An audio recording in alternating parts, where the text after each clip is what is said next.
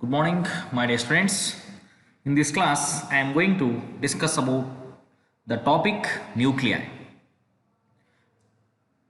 Here, the nucleus is discovered by Rutherford. It contains proton, neutron, and electrons. First, we will see the composition of nucleus. Every atomic nucleus except that of hydrogen has two types of particles, protons and neutrons. Nucleus of hydrogen contains only one proton.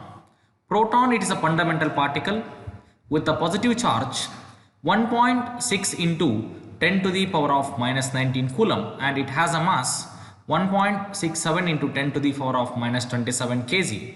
It is 1836 times heavier than an electron. And neutron is also a fundamental particle with no charge. It is electrically neutral. It has a mass 1.675 into 10 to the power of minus 27 kg. It is 1840 times heavier than an electron. An atomic number, it is mathematically denoted by the symbol Z.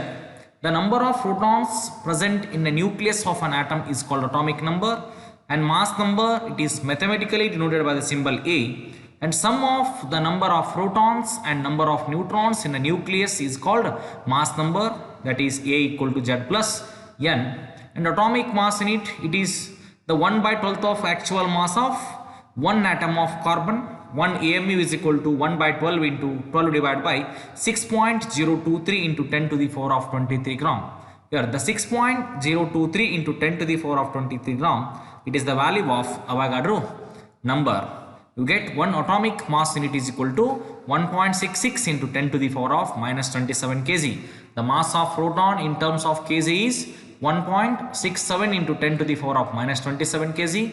The mass of neutron in terms of kg 1.675 into 10 to the power of minus 27 kg, and one atomic mass in it is equal to the actual mass of 1/12th of the carbon atom, that is 1.66 into 10 to the power of minus 27 kg. The next concept is the size of the nucleus. Nucleus does not have a specific shape or well defined boundary. Here the radius of the nucleus is r equal to r0 a to the power of 1/3. R0 is the radius constant. Its value is 1.2 into 10 to the power of minus 5 meter. And the radius of nucleus, its value is changed from 1 Fermi to 10 Fermi. 1 Fermi is equal to 10 to the power of minus 15 meter. And the next property is nuclear volume. The volume of the nucleus is assumed to be spherical. You get the volume of the sphere formula or spherical, V is equal to 4/3 r cube. In this case, the volume is directly proportional to its mass number. And the next property is nuclear density. Density means mass per unit volume. In this case, nuclear density means nuclear mass per volume is called nuclear density. The mass of the nucleus is M is equal to A. In case of atomic mass in it, the nuclear volume is V is equal to 4/3. Finally, you get the answer. The nuclear density is 2.29 into 10 to the power of 7 kg per meter cube. The nuclear density is the constant value 2.29 into 10 to the power of 17 kg per meter cube. Then the nuclear density does not depend on the mass number. So all nuclei possesses nearly the same density. And the nuclear density has extremely large value. High densities are found in white dwarf stars which contain mainly in nuclear matter. And the next property is the nuclear density is not uniform throughout the nucleus. It has a maximum value at the center and decreases gradually as we move away from the center of the nucleus. And the distance from the center of the nucleus at which the density of nuclear matter decreases to 1/2 of its maximum value at the center.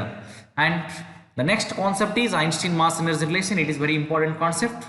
Here most of the times your CET and NEET questions comes from this topic, the Einstein mass energy relation, that is from using Newton mc square, or here in this case we will take from using the Newton's second law. Here this is the Newton's second law, F equal to d divided by dt into mv.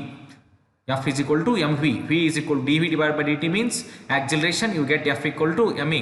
But here from using U plus V rule, you get this equation dk is equal to mv into dv plus v square into dm. But according to Einstein relation of relativistic mass, m is equal to m naught divided by 1 minus v square divided by c square whole to the power of 1 by 2, or root of 1 minus v square by c square. Here this is very important formula. Remember this formula, dear students. And the squaring and multiplying, finally you get the answer. Or you are differentiating, you get dk is equal to dm into c square. All these concepts already you have studied in your theory classes. Total increase in kinetic energy from using integration, we get k is equal to m minus m naught c square, or k plus m naught c square is equal to mc square. The total energy of the body is given by E is equal to mc square. This is very important. E is equal to mc square, and this is called Einstein mass energy equivalence relation. The next concept is mass defect, and mass defect means it is the difference between the rest mass of the nucleus and sum of masses of the nucleons composing a nucleus is called mass defect. It is mathematically denoted by the symbol delta m is equal to zmp plus nmn, n equal to a minus z minus actual mass of the nucleus, or it is also defined as it is the masses of the difference between actual mass of the nucleus to the sum of masses of the protons and neutrons. And the next concept is binding energy. Binding energy means energy required to break the nucleus to its constituents. The binding energy formula is delta m into c square. The next concept of your topic is nuclear forces. Here the nuclear force between, they are the force between proton-proton, proton-neutron, or neutron and neutron in the nucleus. They can be explained by the meson theory. There are three kinds of mesons: positive, negative and neutral. Here positive mesons are taken as using the symbol pi plus, negative mesons are taken phi minus, and neutral they are phi naught. These are the types of mesons. Pi plus and phi minus are 273 times heavier than an electron, and 50 is 264 times heavier than an electrons. Nucleons means the protons and neutrons together called nucleons. Nucleons are surrounded by nucleon. And binding energy means energy required to break the nucleus from its nucleus is called binding energy. Here the binding energy, it is mathematically denoted by the symbol B, or binding energy per nucleon is delta m into c square divided by E. Here this graph explains the binding energy curve. Binding energy curve, it is the graph between the average binding energy per nucleon versus its mass number. Initially, the binding energy per nucleon is very low for both lighter and heavy nuclei. See here, hydrogen, helium, lithium, beryllium, boron and carbon, nitrogen and oxygen. All these atoms have binding energy per nucleon within the mass number 20. After the mass number 20, the graph is almost flat, but after mass number 170, the graph is gradually decreases. This indicates the binding energy per nucleon for both lighter and heavy nuclei is very low. Here this is in this region of maximum stability. This is the nuclear fission.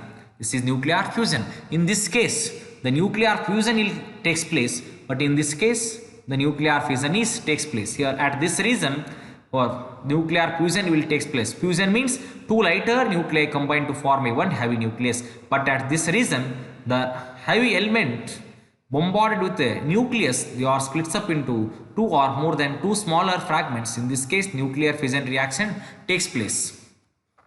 And the special features of this binding energy curve, the binding energy per nucleon, very light nuclides such as hydrogen is very small. Initially, there is a rapid rise in the value of binding energy per nucleon. All these properties already you have studied in your theory classes. Activity, the laws of radioactivity already we have studied according to the Soddy displacement law. And the alpha particle is emitted from the nucleus, the atomic number is decreased by 2 and mass number is decreased by 4. But the beta particle is emitted, here atomic number increased by 1, mass number remains same. The gamma particle is emitted, here there is no change in the atom, that is lower energy atom. Rutherford, according to the Rutherford, it states that the disintegration of a radioactive material is purely a random process and it is merely a matter of chance which nucleus will suffer disintegration or decay first can be told. We get dn is equal to or n equal to n naught e to the power of minus lambda t. Finally, we get n is equal to n naught e to the power of minus lambda t, which is a very important problem. Or here log base en minus log base en naught is equal to minus lambda into t, which is very important problem. When you draw the graph between number of atoms versus time in half-life, you get the graph like this. It is in the form of exponential. And the next important concept is half-life period. Half-life period means it is the time required for the disintegration of half of the amount of the radioactive substance originally present, and t is the half-life of period. Then n by n naught is equal to 1 by 2 is equal to e to the power of minus lambda into t, or we get e to the power of lambda t is equal to 2. Applying log on both sides, we get half-life period t or t half is equal to 0.6931 divided by lambda, or lambda is equal to 0.6931 divided by t. The time t is in which material changes from n naught to n. You get the equation n equal to n naught 1 by 2 whole to the power of n, or n equal to n naught 1. Okay. Now we will see some problems on this topic. The first problem: the binding energy per nucleon of oxygen 16 is 7.97 mega electron volt, and that of oxygen 17 is 7.75 mega electron volt. The energy in mega electron volt required to remove a neutron from oxygen 17. Here the energy required to remove a neutron from oxygen 17. Here this is 8O17. This is oxygen 17. Energy required to remove the neutron from oxygen. When we remove the neutron from this oxygen, it will convert it into 8O16. This is 8O16. Then energy E is equal to binding energy of oxygen 17 minus binding energy of oxygen 16.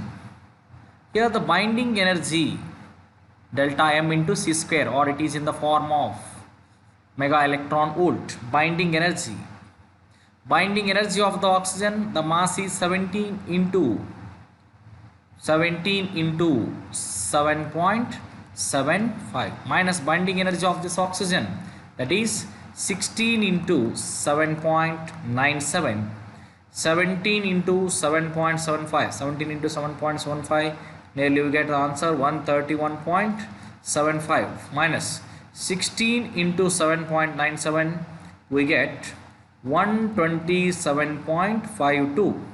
Here the energy required to remove a neutron from oxygen 17 is 4.23 mega electron volt. Energy required to remove a neutron from oxygen 17 is 4.23 mega electron volt. Option C is the right answer. And the second problem is the rest energy of electron is 0.511 mega electron volt.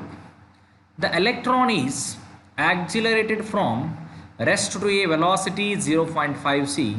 The change in its energy will be, according to Einstein mass energy relation, or that mass defect equation, delta m is equal to or delta is equal to mc square minus m naught c square. When you are rearranging this Einstein mass energy relation, we get mc square divided by root of 1 minus p square divided by c square minus m naught c square. This is the rest energy of an electron. Therefore, m naught c square into 1 divided by root of 1 minus p square divided by c square minus 1, it is equal to 0.511 to root of 1 divided by into 1 divided by root of 0.75 minus 1.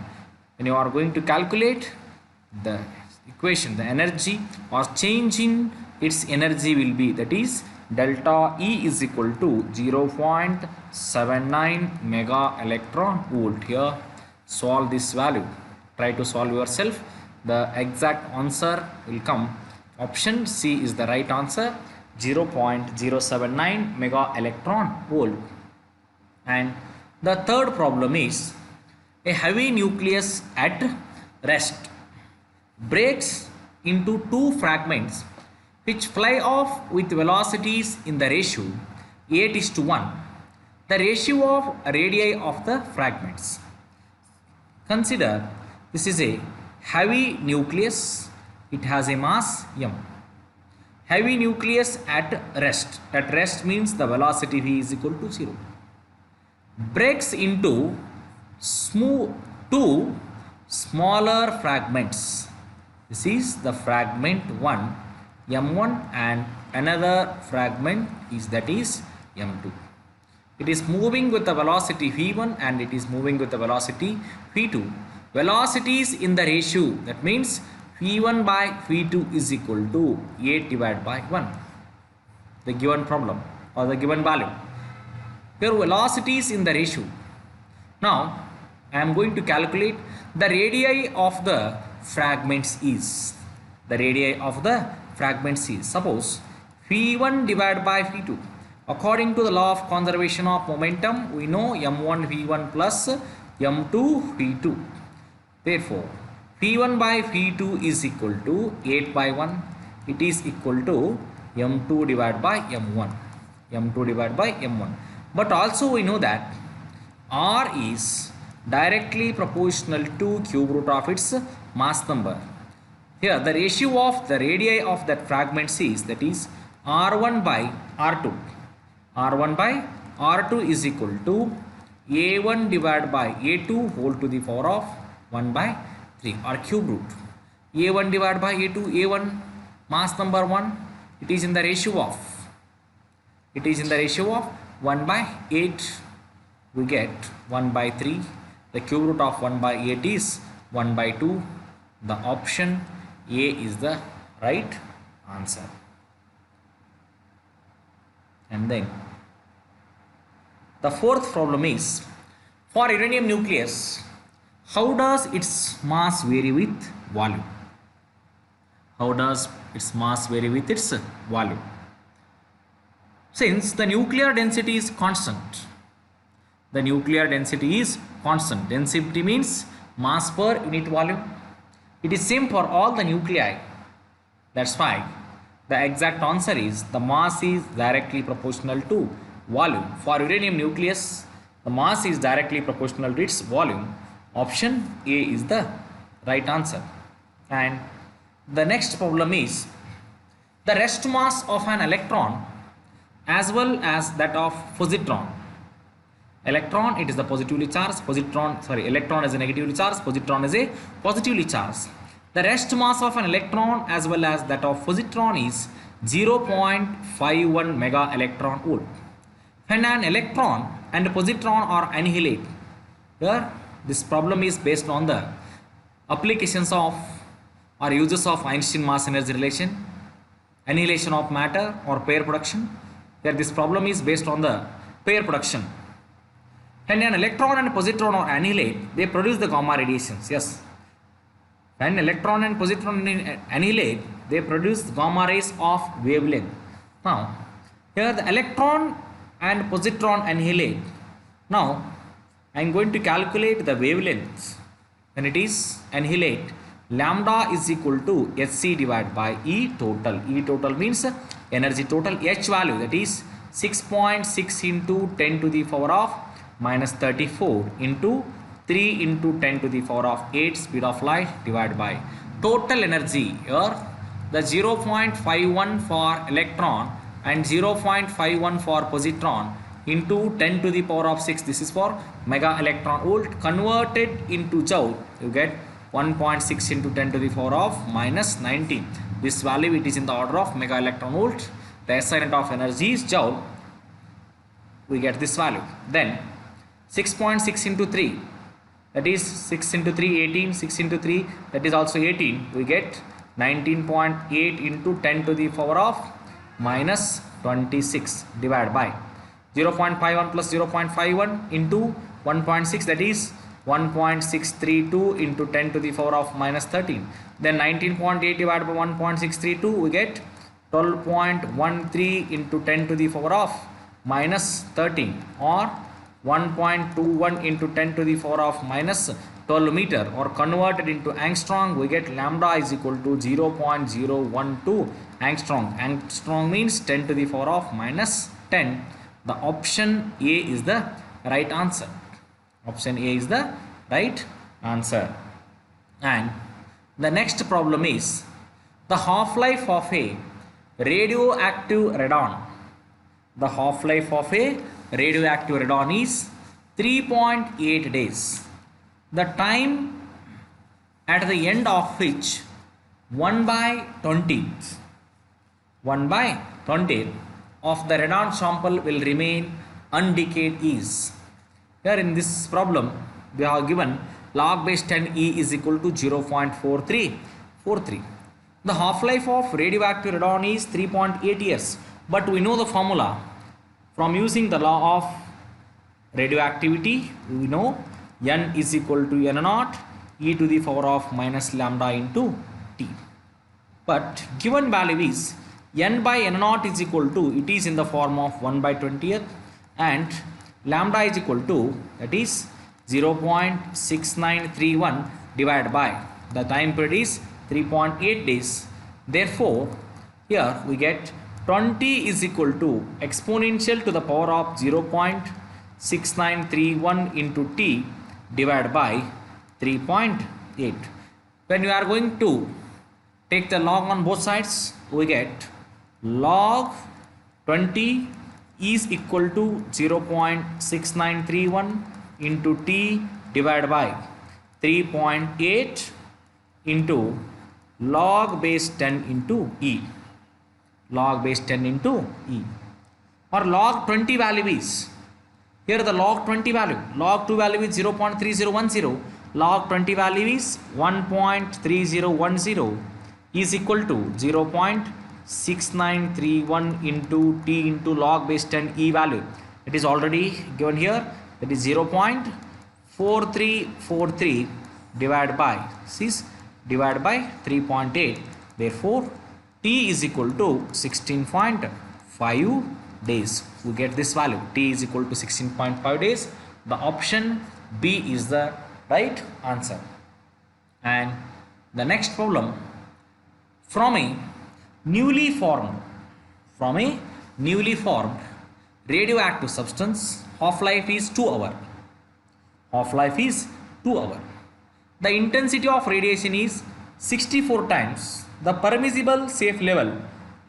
The minimum time after which work can be done safely from this source. From a newly formed radioactive substance, the half-life is 2 hours.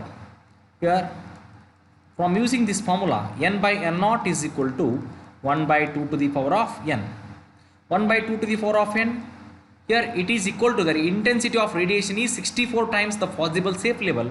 Then we write this 1 by 64 times is equal to 1 by 2 into 6. Here 1 by 64, it is in the form of 1 by 2 to the power of N. Here N is equal to 6. After 6 half-lives, N is equal to 6. But after 6 half-lives, intensity emitted will be, the total time taken is, half-life time is 2 hours, Then after 6 half lives, we get 6 into 2 is equal to, that is 12 hours. Option B is the right answer. And then next, n value. From using Avogadro number, the number of atoms present in this sample, that is 6.023 into 10 to the power of 23 divided by 226. Therefore, dn divided by dt is equal to 0.6931 into 6.023 into 10 to the power of 23 divided by 1620 into 365 days into 24 hour into 60 minutes into 60 seconds into 226. When you are calculating this value, we get the answer 3.6 into 10 to the power of 10. The option A is the right answer. And next problem is, a radioactive material decays by simultaneous emission of two particles with respective half-lives 1620 and 810 years. The time in years after which 1/4 of the material remains is. Here, a radioactive material decays by simultaneously. That is, lambda is equal to lambda 1 plus lambda 2. Emission of two particles with respective half-lives. With respect to half-lives, they are 1620 year and 810 year. The time after 1/4 of the material, 1 by T is equal to 1 divided by T1 plus 1 divided by T2. Therefore, time T is equal to T1 into T2 divided by T1 plus T2. That is 810 into 1620 divided by 810 plus 1620. Your time T is equal to 810 into 1620. The time T1 and T2 are multiplying with each other. 810 into 1620, you get the answer 13 lakh. Yeah, 13 lakh or 1 lakh 30 1 crore 3 lakh 12,200 divided by 810 plus 1620, we get the answer 2430. Now we will divide 1 crore 31 lakh 2200 divided by 2430. We get the answer 540. We get the answer is 540 years. But 1/4 of the material, 1/4 of the material remain after. Here 1/4 of the material is remain after multiplying by 2. We get the answer 1080. Option A is the right answer. And the next problem is the half-life period of a radioactive element.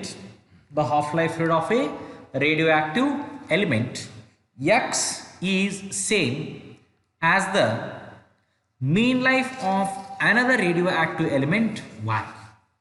Another radioactive element Y. The half-life of a radioactive element X, that is T half.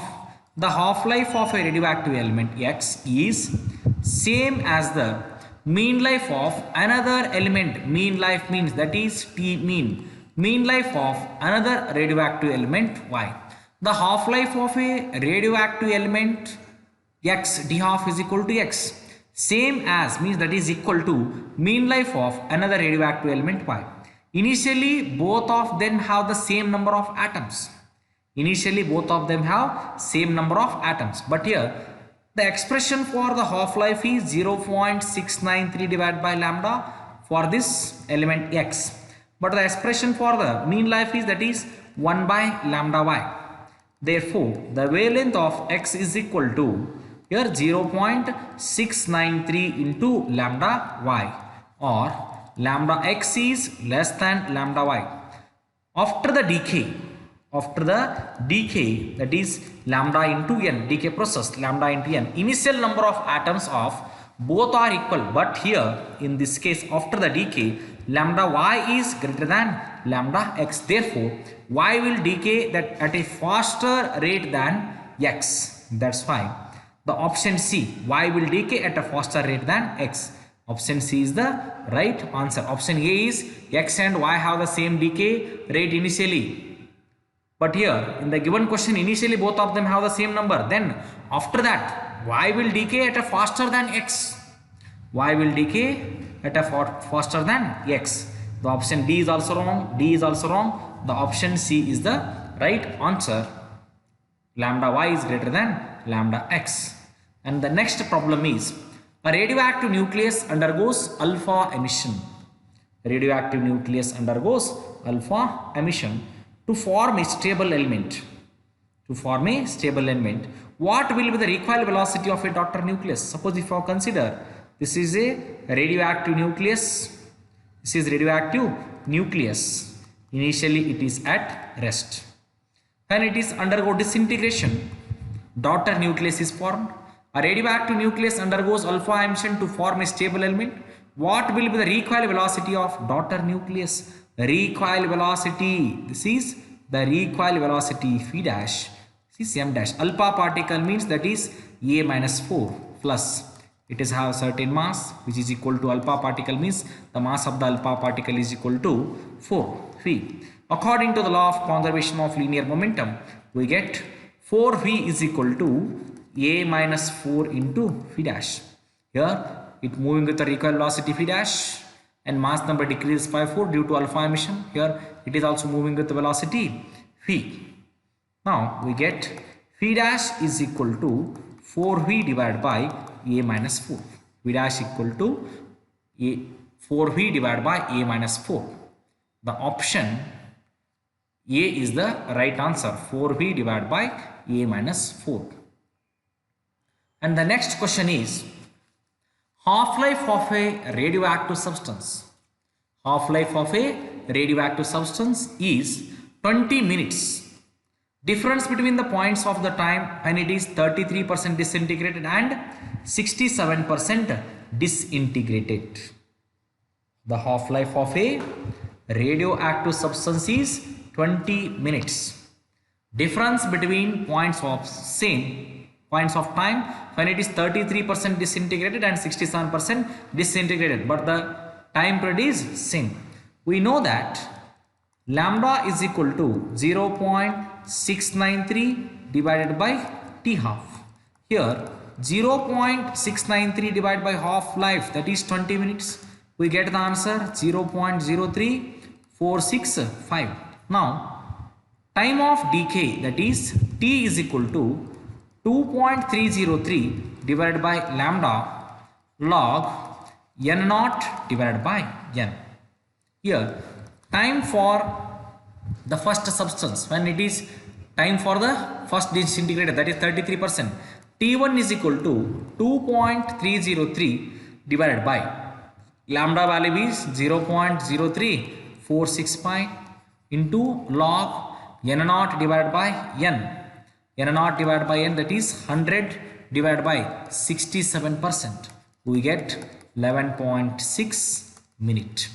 Then T2 is equal to same process 2.303 divided by 0.03465 log 100 divided by 33.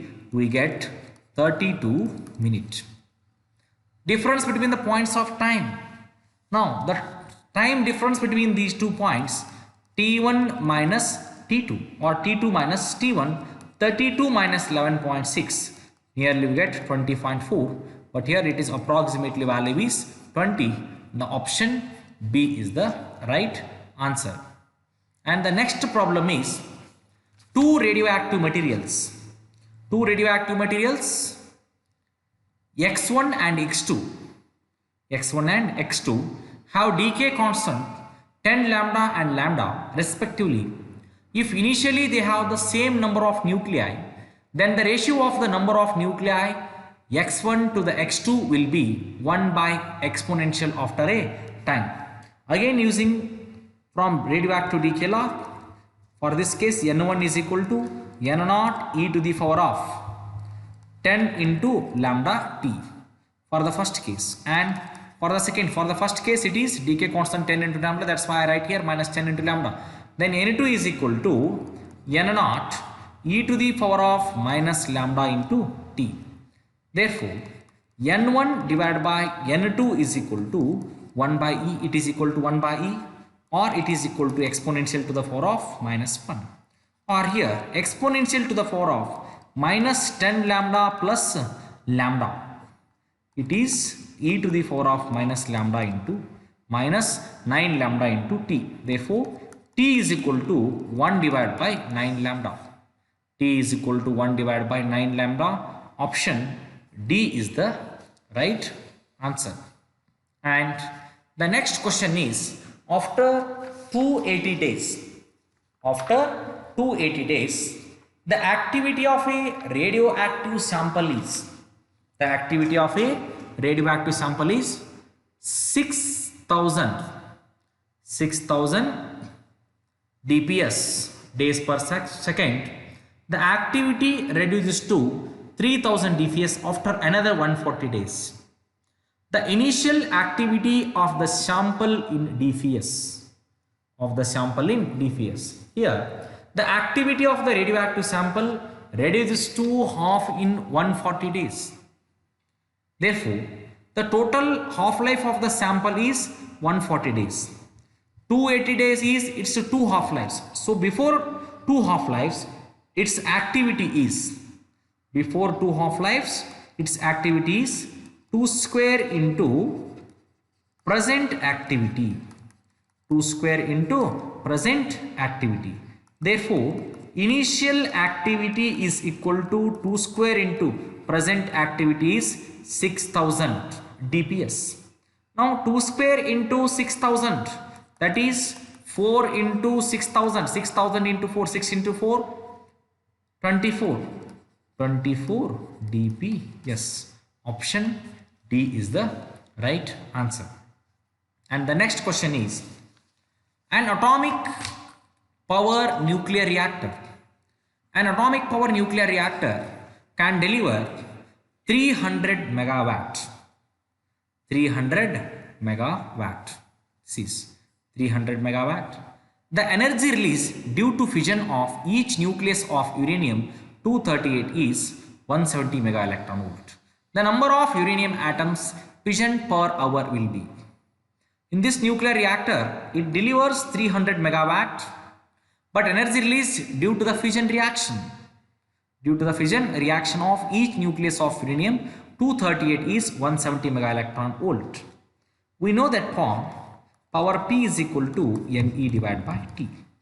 This is equal to power 300 megawatt means 10 to the power of 6 is equal to N into that energy is 170 mega means 10 to the power of 6, convert it into joule, that is 1.6 into 10 to the power of minus 19 divided by time T.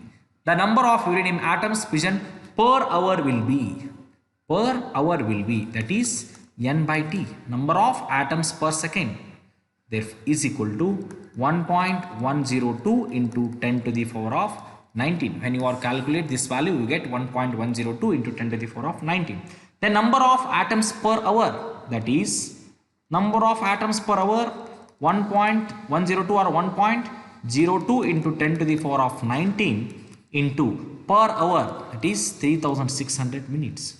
We get, or 3600 seconds, 3.97 into 10 to the power of 12. This is the number of uranium atoms fission per hour will be 3.97 into 10 to the power of 22. 10 to the power of 22. In this case 4, or here 3.97 into 10 to the power of 22, it is nearly equivalent to value 4. The option B is the right answer. Next, question number 16. A radioactive sample of uranium-238 Dk2 Pb means lead through a process for which half-life is 4.5 into 10 to the power of 9 years. The ratio of number of nuclei of lead to uranium after a time of 1.5 into 10 to the power of 9 years, that is given value 2 cube root or 2 to the power of 1 by 3 is equal to 1.26. It is also from radioactivity concept. Here n divided by n naught is equal to 1 by 2 to the power of n. It is equal to 1 by 2 to the power of whole to the power of 1 by 3. Here already they are given in this formula. And number of half-lives. Here the number of half-lives is, this is equal to n. The number of half-life is 1 by 3. We get n by n naught is equal to 1 divided by 1.26. It is equal to the number of atoms disintegrates for uranium divided by for lead plus for uranium, it is equal to 1.26. Then for the lead is equal to, here it is 0.26 into Nu, or it is equal to, for lead divided by for uranium is equal to 0.26. Option B is the right answer. And the next problem is, a radioactive nucleus is being produced at a constant rate alpha per second. Radioactive nucleus is being produced at a constant rate alpha per second. Its decay constant is lambda. If n naught are the number of nuclei at a time t equal to 0, then maximum number of nuclei are. Here maximum number of nuclei will be present when rate of decay is equal to rate of formation, and the maximum number of nuclei will be present when rate of decay is equal to rate of formation, that is lambda n is equal to alpha disintegration per second. Here this is equal to n equal to alpha divided by lambda. And the maximum number of nuclei will be present and rate of decay, it is equal to rate of formation. The rate of decay is lambda into n, it is equal to constant, then n is equal to alpha divided by lambda. That's why option A is the right answer. Then the next question is, the ratio of radii of nuclei aluminium 27 and another nucleus is X is 3:5. The number of neutrons in the nuclei of X will be. Here the radius is directly proportional to its mass number. Therefore R1 by R2 is equal to A1 divided by A2 whole to the power of 1 by 3. Here it is in the ratio of 3 by 5. 3 by 5 is equal to 27. The mass of this aluminum is 27 divided by A whole to the power of 1 by 3. Therefore 27 divided by cube root 5 cube root, that is 125. It is equal to 27 divided by A. Therefore A is equal to 125. A is equal to 125. Option C is the right answer. Then the next problem is, if one stars with 1 curie of radioactive substance, T half is equal to 12 hours. The activity left after a period of 1 week will be about. 1 week will be about. If one star with 1 curie of radioactive substance, that is T half is equal to 12 hours, the activity left after a period of 1 week. Here we know that 1 week is equal to 7 days, and it is nearly equal to 7 into 24 hours, or it is equal to after 17 half-lives or 14 half-lives. The number of atoms left is equal to n naught divided by 2 whole to the power of 14. We know the formula, activity A is equal to n into lambda. Therefore it is in the form of 1 divided by 2 whole to the power of 14 into 1 curie that is equal to 1 divided by 16,384 into 1 curie. It is nearly equivalent to 61 into 10 to the power of minus 6 curie or 60 microcurie. 60 microcurie. Option C is the right answer. And the next problem is rest mass of an electron is 0.54 mega electron volt. If velocity of the electron is 0.8 c, then kinetic energy of the electron. Here the rest mass of an electron, that is m0 c square, is equal to 0.54 mega electron volt, and the kinetic energy is equal to mc square minus m0 c square. Here m is equal to m0 divided by root of 1 minus v square divided by c square. It is equal to m0 divided by root of 1 minus v square by c square. They are already given the value, that is 0.8 whole square. It is equal to m0 divided by 0.6. This is also from using Einstein mass energy relation. We know that E is equal to mc square. It is equal to m0 divided by 0.6. Here we get the 0.6 value. Here m0 divided by 0.6 into c square is equal to m0 c divided by 0.6 equal to 0.5, and here m0 into c divided by 0.6, it is equal to 0.54 divided by 0.6, it is equal to 0.9 mega electron volt. Here kinetic energy is equal to 0.9 minus 0.54.